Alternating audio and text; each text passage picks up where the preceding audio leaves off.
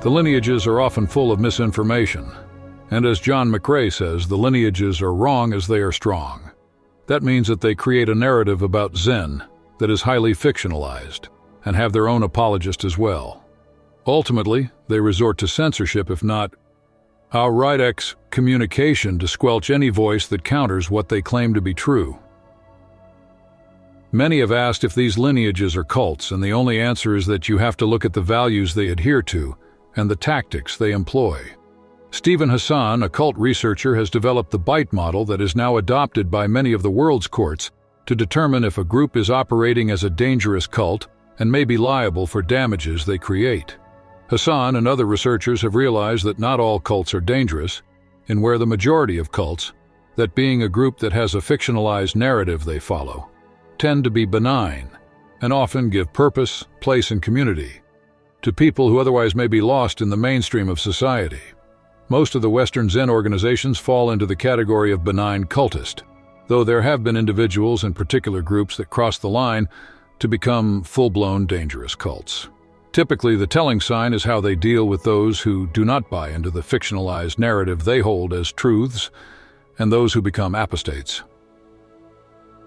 In my own view, it is fine for a group to openly state what they believe and simply inform those who visit that they are not interested in debate or argument over their beliefs. In short, the individual simply decides if they will stay or move on without reprisals. Now, when it comes to the practice of Zazen, this is a highly touchy issue. Many of the lineages claim that Zazen is a practice that comes from the legendary Buddha himself through Makapasha in the Twirling Flower story. This, however, is fan fiction used by the apologist, in which the story can actually mean quite anything or nothing at all. Though the belief of the Zazen as Buddhahood is laid at the feet of the 12th century Japanese Tendai monk Dogen, in whom the Japanese Sotoshu, the ruling priest class of Japan, view as a savior for the Japanese people, in that he goes to China and returns with true Buddhism. This is a narrative developed in tumultuous times in Japan, in a time when Jesuits were spreading Christianity, creating a fracture not only in the Japanese spirit, but in the imperial politics as well.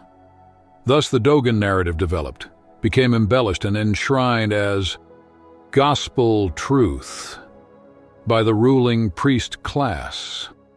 Today, the term Dogenism is used to describe Westerners who believe that Dogen is the savior and that the practice of Zazen is Buddhahood itself, spiritual enlightenment, or being Buddha, as they say. The counter-argument is that there is nothing in the Chinese Chan from which Zen is claimed to derive from, or even from Master Ruling, that Dogen claims to have visited in China to gain the mind seal, which does not teach this type of meditation. And this is often where we see the fracturing of a group becoming a full-blown dangerous cult, in that the view of Zazen as the only means to Buddhahood is used as a bludgeon over new and current disciples to get them to not think and not question the dogma of the lineage. The practice of Zazen outside of a cultist environment can be examined to be a formalized ritual art of silent sitting or a type of exercise of waiting. In comparison to other groups who used such methods like the Stoics, the practice of Zazen is seen for what it is. Now we are getting into the heart of Buddhahood, in that the Buddhist disciple reaches deep inside themselves to pull up suffering.